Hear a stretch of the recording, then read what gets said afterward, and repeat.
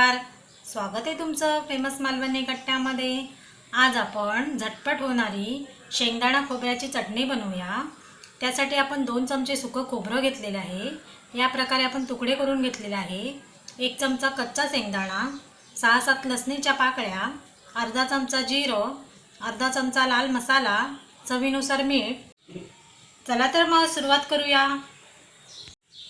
आपण एक मिक्सरचं भांडं घेतलेलं आहे। ह्याच्यामध्ये शेंगदाणा ठेवूया, लसूण टाकूया, सुकं खोबरं, जिरं,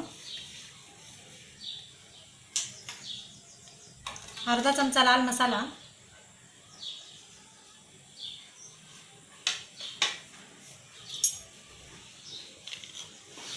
चवीनुसार मीठ। ह्याला आपण जाडसर वाटून घेऊया।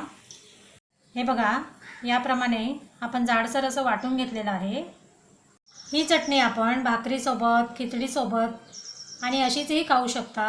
चवीला अतिशय सुंदर लागते आणि फ्रीजमध्येही 8-10 दिवस आरामात राहते। ही रेसिपी तुम्हाला कशी वाटली हे कमेंटद्वारे नक्की कळवा आणि आपल्या फेमस मालवणी कट्टाला सबस्क्राईब, लाईक आणि शेअर करायला विसरू नका।